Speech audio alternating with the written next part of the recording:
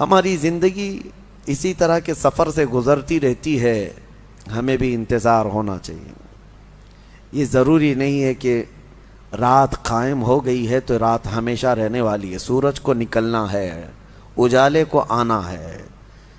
چاند کو اگر گہن لگ گیا تو ایسا نہیں کہ برسوں چاند گہن لگا رہے گا، چھٹنا ہے اور آب و تاب سے اسے پھر چمکنا ہے۔ یہ نشیب و فراز زندگیوں میں آتے رہیں گے، کسی کو لمبے دنوں تک تکلیفیں۔ نبی پاک صلی اللہ تعالیٰ علیہ وسلم شعب ابی طالب کی گھاٹی میں 3 سال قید کا زمانہ گزارے ہیں۔ سوشل بائیکاٹ تھا مکہ والوں کا، ایسا کہ پہرا بٹھا دیا گیا تھا کہ کوئی کھانے پانی کی چیزیں بھی حضور تک نہ جانے پائیں۔ چمڑے کھائے، پتے کھائے 3 سال۔ پھر قریش کے ہی لوگ جو کافر تھے، ایمان والے نہیں تھے، ان میں سے ہی کچھ عقل والے تھے، ان کو رحم آیا۔ اس میں جبیر بن مطعم نام کا ایک شخص تھا، اور بھی کئی لوگ تھے۔ یہ آ کر کے مکہ میں حرم پاک میں وہ ایگریمنٹ انہوں نے پھاڑ ڈالا جو حضور پاک صلی اللہ تعالیٰ علیہ وسلم کی بائیکاٹ کے متعلق سارے مکہ والوں نے مل کے بنایا تھا۔ حالات ایسے تھے کہ حضور پاک صلی اللہ تعالیٰ علیہ وسلم کے سارے گھر والے اس تکلیف سے گزرتے رہے، لیکن کیا یہ شعب ابی طالب کی گھاٹی کا قید ہمیشہ رہا؟ وہاں سے نکالا گیا۔ ہجرت کے بعد اللہ تعالیٰ نے آپ کو قرار عطا کیا۔ ہماری زندگیاں اسی طرح سے گزرتی رہتی ہیں، بس اللہ تبارک و تعالیٰ کی ذات سے لو لگائے رہیں اور انتظار کرتے رہیں کہ وہ کب ہم پر دروازے رحمت کے کھولے گا، کب ہمارے لیے اجالے لائے گا، لیکن آس و یاس اسی ذات سے لگائے رکھیں۔ ایک آیت آج ہم نے تلاوت کی ہے سورہ رعد میں۔ سورہ رعد جو ہے یہ 13ویں پارے میں آئی ہوئی سورہ ہے۔ اس سورہ کے متعلق یاد رکھ لیجئے، بڑی فضیلت والی سورہ ہے، اور جب کسی کے نزع کا وقت آ جائے اور روح نکلنے میں تکلیف بڑھ جاتی ہو تو فرمایا گیا کہ اس کے سرانے کے پاس سورہ رعد کی تلاوت کرے، اس کی روح آسانی سے نکل جائے گی۔ یعنی نزع میں آسانی، سکرات کے وقت آسانی کے لیے سورہ رعد کی تلاوت سرانے کے پاس کی جاتی۔ یہ 13ویں پارے میں موجود ہے۔ رعد کا مطلب ہے یعنی بجلی جو چمکتی ہے، یہ رعد ہے، کڑک جس کو کہتے ہیں۔ یہ کیا ہے؟ یہ بجلیاں جو چمکتی ہیں اس کے متعلق کیا ہے؟ بارشوں کے موسم میں یا دیگر موسموں میں آپ دیکھتے ہوں گے کبھی آسمان پر اتنی تیز چمک پیدا ہوتی ہے اور پھر اس کے بعد بہت سخت ہیبت ناک آوازیں آتی ہیں، بھڑ بھڑ بھڑ کی آوازیں۔ یہ کیا ہے؟ یہ کیا ہے؟ اس کے متعلق روایات میں ہے کہ فرشتے آسمانوں کو ہانکتے رہتے ہیں اپنے کوڑے سے، اور جب فرشتے کوڑا مارتے ہیں، بعض میں ہے کہ فرشتے جب کوڑا مارتے ہیں آسمان پر تو یہ بجلی کی چمک پیدا ہوتی ہے اور ان کے کوڑے کی آواز ہوتی ہے جو پوری دنیا سنتی، اس قدر ہیبت ناک ہوتی ہے۔ اس سے آپ اندازہ کریں وہی کوڑا قیامت کے دن مجرموں کو مارا جائے گا۔ آسمان کو جب مارا جاتا ہے تو اتنی تیز روشنی پیدا ہوتی ہے، اور اگر اس سے آگ گر جائے تو نیچے جہاں گرے وہ سب جل کر خاک ہو جائے، اور آواز اتنی خطرناک کہ پورا علاقہ سن لیتا ہے۔ پھر قیامت کے دن جب فرشتے کوڑے لگائیں گے، وہی کوڑے ہیں۔ ہمارا جسم کیسے اس چیز کو اٹھا سکے گا، برداشت کیسے کر سکے گا؟ بہرحال ایک آیت ہے اس میں سورہ رعد میں، اس کی تلاوت کرنی چاہیے جب بھی بجلیاں گرجتی ہیں۔ وَيُسَبِّحُ الرَّعْدُ بِحَمْدِهِ وَالْمَلَائِكَةُ مِنْ خِيفَتِهِ وَيُرْسِلُ الصَّوَاعِقَ فَيُصِيبُ بِهَا مَنْ يَشَاءُ وَهُمْ يُجَادِلُونَ فِي اللَّهِ وَهُوَ شَدِيدُ الْمِحَالِ۔ اللہ فرماتا ہے یہ کڑک اللہ کی تسبیح بیان کرتی ہے، اس کے حمد کی، اور فرشتے خوف کھاتے ہیں، ڈرے ہوئے ہوتے ہیں، اور اللہ فرماتا ہے یہ بجلیاں اللہ چھوڑ دیتا ہے، جسے چاہے جا کر کے لگ جاتی ہیں۔ یعنی یہ کرنٹ جو چلتا ہے بجلی کوڑے مارنے کے بعد، یہ دنیا میں کہیں نہ کہیں گرتی ہے اور جس کو چاہے وہ بجلیاں جلا کر خاک کر دیتی ہیں۔ اللہ تبارک و تعالیٰ نے اس کا ذکر اس سورہ میں بیان فرمایا۔ اسی سورہ میں ایک آیت ہے، اللہ فرماتا ہے ان اللہ لا یغیر ما بقوم حتی یغیروا ما بانفسہم، بے شک اللہ تعالیٰ اس وقت تک کسی قوم کی حالت نہیں بدلتا جب تک وہ قوم خود اپنی حالت بدلنے کی فکر نہ کرے۔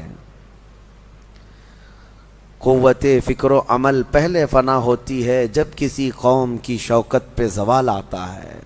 سچ کہا ہے، سوچنے سمجھنے اور بدلنے کی طاقت جب ختم ہو جاتی ہے آدمی کی، تب وہ زوال پذیر ہوتا ہے، گرنے لگتا ہے۔ جس کو یہ فکر ہے کہ مجھے بدلنا ہے، اللہ تعالیٰ کی طرف سے اس کے لیے دروازے اور کھولے جاتے ہیں۔ کچھ لوگ یہ سوچتے ہیں یہاں بیٹھ کر کے میں متقی بن جاؤں، میں بیٹھ کر کے اللہ کا ولی بن جاؤں، میں کچھ کام نہ کروں اور مجھے ہر گناہ سے بچنے کی عادت ہو جانا چاہیے۔ ایسا کیسے ہوگا؟ تمہیں شوگر سے بھی بچنا ہے اور بی پی سے بھی بچنا ہے، لیکن روز 1 کلو شکر بھی کھاتے ہو، 1 کلو نمک بھی کھاتے ہو، کیسے ہوگا؟ تمہارا خود کا عمل، تمہاری کوشش جب تک نہ ہوگی، اللہ تعالیٰ فرماتا ہے ہم نہیں بدلیں گے ان کی حالتوں کو۔ اور جب تم بدلنا چاہو گے تو اللہ کیسے بدلتا ہے پتہ ہے؟ اللہ اکبر، حدیث قدسی ہے، اگر تم ایک بالش بڑھ کر کے آؤ گے، اللہ فرماتا ہے 10 قدم بڑھ کر کے تجھے لے لے گا۔ اللہ کی رحمت 10 قدم آگے بڑھ کر تجھے لے لے گی۔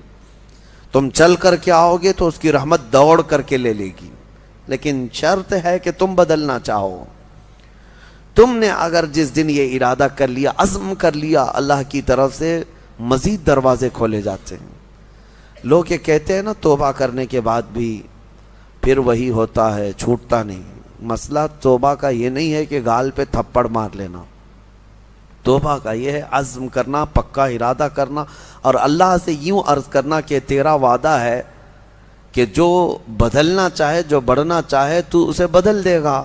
میں بدلنے کے لیے آگے بڑھ رہا ہوں مولا، اب تو رحمتیں بھیج۔ پھر دیکھو کیسے نہیں بدلتے۔ اللہ تمہیں توبہ پر دوام عطا کرے گا، پھر کبھی بھی قدم پھسلے گا اللہ تمہارے لیے مدد نازل فرمائے گا۔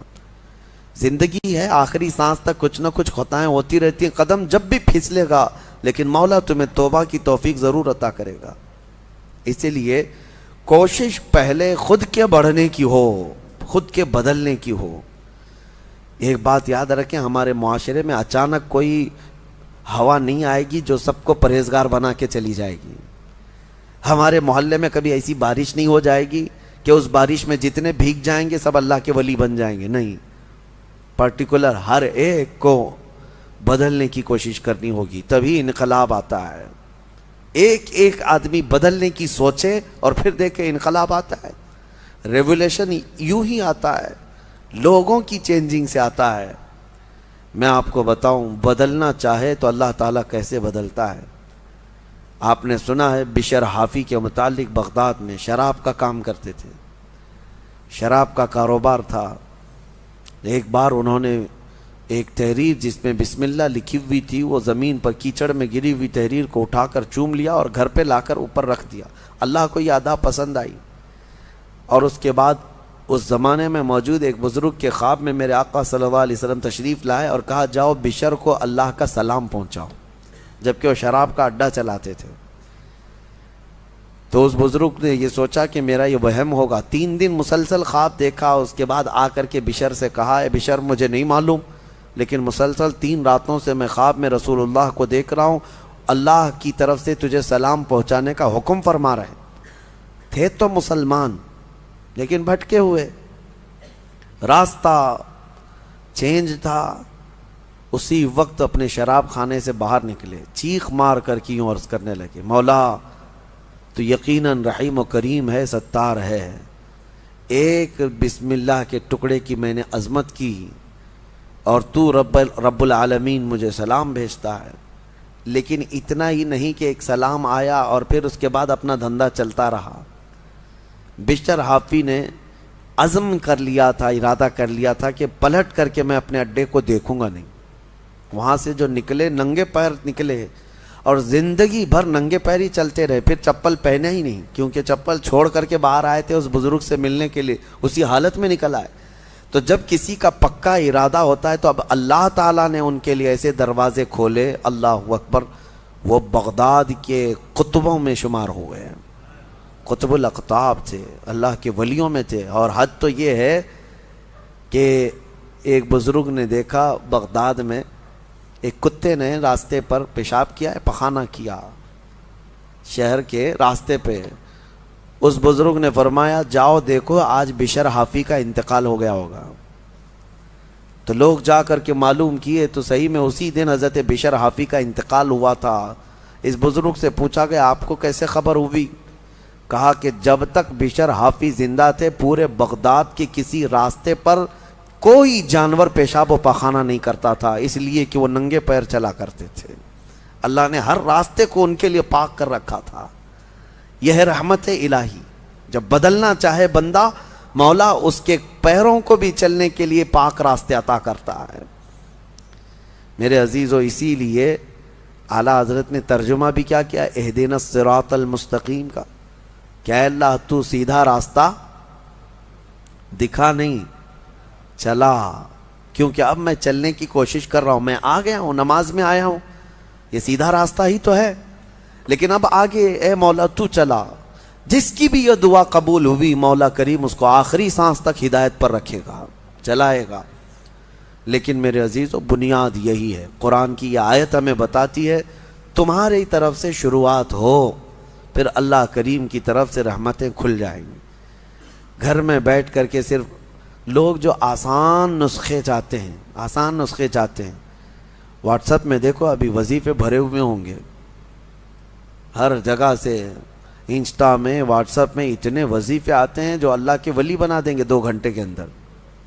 یہ پڑھنے سے وہ ہو جائے گا، وہ پڑھنے سے یہ ہو جائے گا، دوسروں کا مال کھاتے رہو اور وظیفے کرتے رہو، لوگوں کو ٹوپی ڈالتے رہو اور یہاں 100 وظیفے پڑھتے رہو، ان وظیفوں کا اثر نہیں ہوگا، تمہارے اندر سے تبدیلی ہو۔ حرام کھا کر کے تم 1000 بار بھی پڑھتے رہو تو تمہاری زبان سے کوئی جملہ آسمان تک نہیں جائے گا۔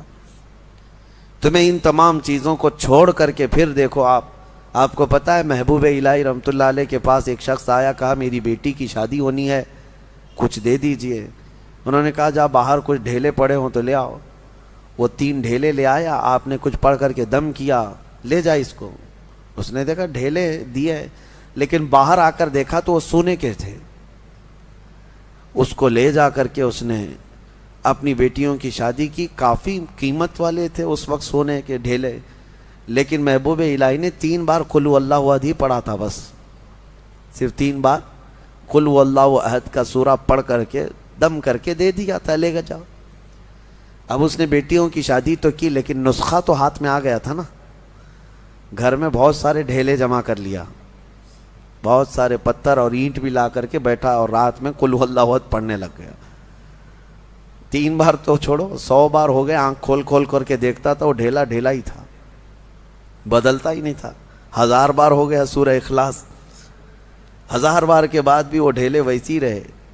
وہ دوسرے دن اٹھ کر کے آیا، سوچا کہ پتہ نہیں اور کیا پڑھے تھے، پوچھا محبوب الہی سے کہ آپ کیا پڑھ کر کے مجھے دیے تھے؟ کہا 3 بار قل هو اللہ احد کا سورہ پڑھ کے دیا تھا۔ کہا میں 1000 بار پڑھا، ابھی بھی ڈھیلا ہی ہے۔ تب آپ نے فرمایا تھا تیری زبان اور ہے، میری زبان اور ہے۔ اللہ کریم اس کے ان بندوں کی ہر بات کی لاج رکھتا ہے جو اس کے لیے بدل جاتے ہیں، اس کے لیے چھوڑ دیتے ہیں ہر چیزیں۔ یقیناً آج آپ کے لیے بھی بہت ساری ہیں دعائیں، آپ کی مستجاب ہوں گی، اللہ آپ کی زبان میں اثر عطا کرے گا۔ اس کے لیے کچھ چیزیں چھوڑنے کی کوشش کرو، اس کے لیے کچھ نہیں بلکہ بہت ساری چیزیں چھوڑنا ہے۔ حرام چھوڑنا، میں آپ کو بتاؤں، یہ تو مسلمان کے لیے فرض ہے۔ بعض لوگ یہ کہتے ہیں میں شراب نہیں پیتا، پرہیزگار آدمی ہے، چوری نہیں کرتا، پرہیزگار آدمی ہے، جوا نہیں کھیلتا، پرہیزگار آدمی نہیں۔ شراب نہیں پیتا، جوا نہیں کھیلتا، چوری نہیں کرتا، پرہیزگار نہیں، مسلمان ہے بس، مسلمان ہے بس۔ شک کی چیزوں سے بھی بچتا ہے تب پرہیزگار ہے، حرام چیزوں سے بچتا ہے تو مسلمان ہے۔ مسلمان کے لیے اتنا تو کرنا ہی ہے۔ جو شک والی چیزیں ہیں ان سے بھی بچتا ہے تب وہ اتقیاء میں ہے۔ پرہیزگاروں میں ہے۔ بہرحال اللہ کریم ہمیں خود کو بدلنے کی توفیق عطا فرمائے۔ آج پوری امت کے لیے یہ چیز ہے، پوری امت کے لیے۔ کاش ہمارا یہ پیغام ہر نوجوان تک پہنچے جو شب قدر میں اور جمعہ کی بھیڑ میں اور نہ جانے کتنی راتوں اللہ کی بارگاہ میں دعا کرتے رہتے ہیں، اے اللہ امت پر رحم فرما دے۔ ٹھیک ہے، دعا ہونی چاہیے، لیکن کیا صرف اور صرف ہم دعا کرتے رہیں اور اپنے آپ کو کبھی نہ بدلیں؟ کبھی نہ بدلیں؟ جتنے لوگ اس بھیڑ کی دعا میں شامل ہوتے ہیں تو پھر وہ اپنے آپ کو تبدیل کیوں نہیں کرتے؟ اللہ کی بارگاہ میں مانگ کر تو جاتے ہیں بھیک، فجر میں نہ نمازوں میں ان کا کوئی شمار ہے، نہ پھر رمضان کے احترام میں ان کا کوئی حصہ ہے۔ مجھے یہ بتاؤ، شوق سے ویڈیو ادھر سے ادھر پھیلاتے رہتے ہیں، ایک ویڈیو پتہ نہیں کتنا سرکولیٹ ہوتی ہے۔ ابھی میں دیکھ رہا تھا ایک امام کو کچھ آتنکی بھگوا لوگ چاقو سے ایسے قتل کر رہے ہیں، بے دردی کے ساتھ مار رہے ہیں، خون بہہ رہا ہے، داڑھی بھی کاٹ دیا، سب کچھ کر رہے ہیں، اور یہ سارے واٹس ایپ پہ گھومتی رہتی ہے ویڈیوز۔ اس سے پہلے بھی دیکھا ہوگا آپ نے بہت سارے اس طرح سے ظلمن مارنے والی ویڈیوز، دیکھا فارورڈ کر دیا، دیکھا فارورڈ کر دیا۔ کیا اتنا احساس بھی مر گیا کہ ان تمام چیزوں کو دیکھنے کے بعد خود کو بدلنے کی کوشش کرتا؟ شاید یہ میرے شامت اعمال کی وجہ سے یہ حالات بنتے چلے گئے ہیں۔ کتے آج شیروں کی طرح کام کرنے لگ گئے ہیں۔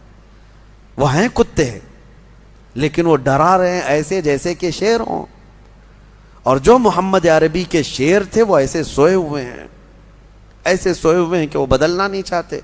اسی لیے شاعر نے بہت پہلے ایک بات کہی تھی، جگہ جگہ کے تھک چکے ہیں تمہیں یہ ہنگامے ہیں۔ یہ روز جو ہنگامے ہو رہے ہیں یہ روز جگا رہے ہیں، اور یہ ہنگامے ہی تھک چکے اب تم کو جگہ جگہ کے۔ نشاط لذت خواب گراں بدل ڈالو، غلط روی سے منازل کا بہت بڑھتا ہے، مسافروں روش کارواں بدل ڈالو۔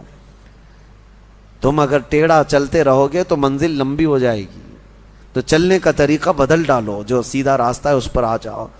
کیا اس بات پہ حیرت نہیں ہوتی ہماری بچیوں کی عزت لوٹ لی جاتی، ہماری خانقاہیں برباد ہوئیں، مسجدوں کو توڑ کر کے مسمار کر دیا گیا، لوگ خوشی سے وائرل کر رہے ہیں۔ چند دنوں پہلے لوگ ایک ویڈیو پھیلا رہے تھے کہ ماہم درگاہ کے پیچھے ایک چلہ تھا، اس کو بلڈوزر سے تہس نہس کر دیا گیا، فلاں کی وجہ سے ہوا، فلاں کی وجہ سے ہوا۔ ارے لاکھوں مسلمان تم ویڈیو فارورڈ کرنے کی ڈیوٹی تمہیں ملی ہوئی ہے، احساس تک نہیں ہوتا تمہارے شعار اسلام کس طرح سے ایک کے بعد دیگرے ختم کیے جا رہے ہیں۔ کسی مینار کو گرا کر کے کچھ بھگوے اس پر آتنکی جھنڈے لگائے، اور کسی بھی طرح سے تمہارا استحصال ہو رہا ہو، بچے مارے جا رہے ہیں۔ آن دا اسپاٹ شوٹ کیا گیا نوجوانوں کو، 16 سال کے بچے، ہم جھارکھنڈ میں جا کر کے دیکھ کے آئے، ان کو پوچھنے والا کوئی نہیں۔ آپ کو پتہ ہے چند دنوں پہلے ایک راجستھان میں ادے پور میں قتل ہوا تھا، مرڈر ہوا تھا، پوری میڈیا لگی ہوئی تھی اس کے۔ کیوں؟ اس لیے کہ قتل کرنے والے 2 مسلمان چہرے تھے، اور ایک امام کو مسجد کے کمرے کے اندر گھس کر کے سارے مار رہے ہیں، اور چہرہ سب صاف ہے ویڈیو میں، چاقو سے اتنا حملہ کر رہے ہیں، اتنا حملہ کر رہے ہیں۔ بتاؤ ان کو کون بتاتا ہے، کون سی میڈیا؟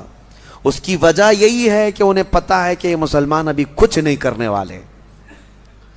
ابھی میں دیکھ رہا تھا ہمارے صوبہ کرناٹک میں الیکشن ہونے جا رہے ہیں، اور اس الیکشن میں ایک طرفہ باتیں ہیں۔ میں یہ باتیں کیوں کہہ رہا ہوں آپ کو بتاتا ہوں کہ احساس کہاں چلا گیا ہمارا کہ ہم ہر چیز اب سہنے لگ گئے اور بدلنا ہی نہیں چاہتے۔ مسلمانوں کا ایک ریزرویشن تھا 4% غالباً، وہاں پہ 4% یا جتنا بھی تھا، اور بیٹھ کر کے پارلیمنٹ میں، صدن میں سارے لوگوں نے فیصلہ کر لیا مسلمانوں کو کا ریزرویشن کینسل، ختم۔ مسلمانوں کا ریزرویشن ختم کر کے وہ دلت طبقے کے کئی برادریوں میں اس کو تقسیم کر کے دے دیا گیا۔ میں بات بتا رہا ہوں، مجھے کسی ریزرویشن کی ضرورت نہیں، لیکن کیسے یہ درندے ننگا ناچ ناچتے ہیں اور سارے لوگ ہمارے منظر دیکھتے رہتے ہیں۔ بانٹ کر کے دوسرے طبقوں کو دے دیا گیا، دوسری برادریوں کو، لیکن ایک سماج ہے، ایک برادری ہے جس کو 2.5% بڑھا کر کے دیا ہے گورنمنٹ نے، پہلے سے آلریڈی ان کا ریزرویشن تھا، 2.5% اور بڑھا کر کے دیا، لیکن اس کے باوجود وہ پوری برادری کے لوگ سڑکوں پر آئے، توڑ پھوڑ کیے، بڑے بڑے نیتاؤں کے گھروں کو گھیرا کر لیے، صرف اس لیے کہ ہمیں کم بانٹا گیا ہے۔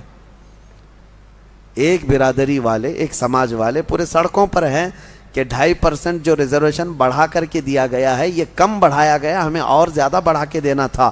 اور ایک طرف یہ کروڑوں مسلمان ہیں جن کا پورا صاف کر دیا گیا ہے اور کوئی بولنے کے لیے تیار نہیں۔ یہ ہماری احساس کی موت نہیں ہے تو اور کیا ہے؟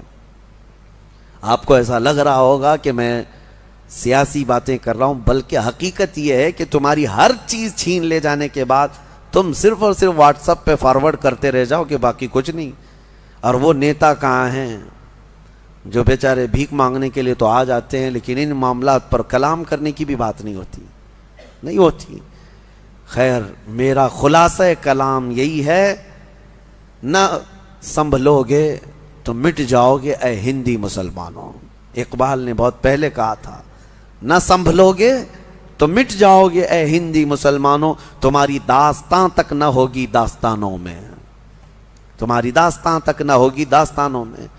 اور اسی اقبال نے کہا تھا، کہاں تم بیٹھنے لگ گئے آج، گٹر پہ، نالوں پہ، نکڑ پہ، تمہاری یہ جگہ ہے، تمہاری یہ جگہ ہے۔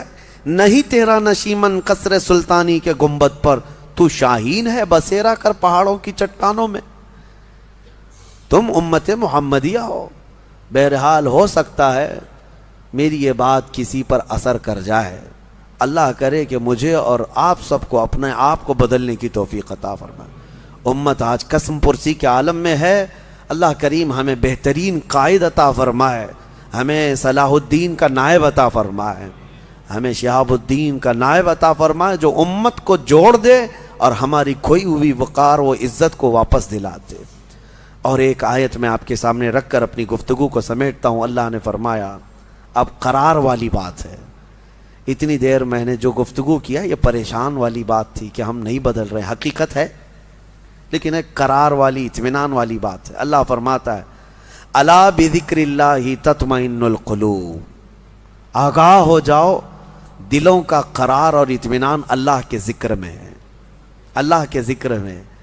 اللہ کا ذکر صرف یہی نہیں ہے کہ اللہ اللہ اللہ کریں، آپ مسجد میں بیٹھے یہ بھی اللہ کا ذکر ہے، اللہ کا ذکر ہے۔ تم جس حال میں اسے یاد کر رہے ہو، ذکر کا مطلب عربی میں یاد کرنا۔ ذکر کے کئی قسمیں، ذکر باللسان، ذکر بالجوارح، ذکر بالقلب۔ تم اپنی زبان سے بھی ذکر کر رہے ہو اللہ کا، لا الہ الا اللہ، لا الہ الا اللہ، یہ ذکر باللسان ہے۔ ذکر بالجوارح، تمہارے ہاتھ کوئی نیک کام کر رہے ہیں، تم جو ہے یہاں صفائی کر رہے ہو اللہ کے گھر کی، کسی یتیم کی مدد کر رہے ہو، ہاتھ سے کوئی بھی کام کر رہے ہو، پیروں سے کوئی کام کر رہے ہو، چل کر کے جا رہے ہو، یہ تمہارے اعضاء کا ذکر ہے، تمہاری باڈی کا ذکر ہے۔ اور زبان سے بھی نہیں کر رہے، ہاتھ پیر سے بھی نہیں کر رہے، لیکن جہاں بیٹھے ہو اپنے دل میں اللہ کو یاد کر رہے ہو، یہ قلب کا ذکر ہے۔ لیکن آپ کو ہونا یہ چاہیے کہ ان تینوں میں کسی ایک میں مشغول ضرور رہو، یا تو ذکر بالقلب میں رہو، یا ذکر باللسان میں رہو، یا ذکر بالجوارح میں رہو۔ کسی بھی ذکر میں رہو گے، بدلہ کیا ہے؟ اللہ فرماتا ہے، فَاذْكُرُونِي أَذْكُرْكُمْ، تم مجھے یاد کرتے رہو گے، میں تمہیں یاد کروں گا۔ اور اس کے یاد کرنے کا طریقہ یہ ہے، تفسیر میں فرمایا گیا، تم اگر اس کو تنہائی میں یاد کرو گے تو وہ مجمع میں یاد کرے گا۔ تم اگر انسانوں کے مجمع میں یاد کرتے ہو اللہ کو، تو رب تعالیٰ فرشتوں کے مجمع میں تمہیں یاد کرتا ہے۔ اور جب تم رات کی تنہائی میں دنیا میں اسے یاد کرتے ہو تو اللہ کب یاد کرتا ہے؟ جب تم قبر کی تاریک وادی میں پہنچ جاؤ گے، رب تبارک و تعالیٰ تمہارے چرچے فرمائے گا۔ یاد کرنے کا مطلب یہاں پر چرچا کرنا، ذکر۔ ہاں، یاد تو ہم کرتے ہیں لیکن اللہ چرچا کرتا ہے۔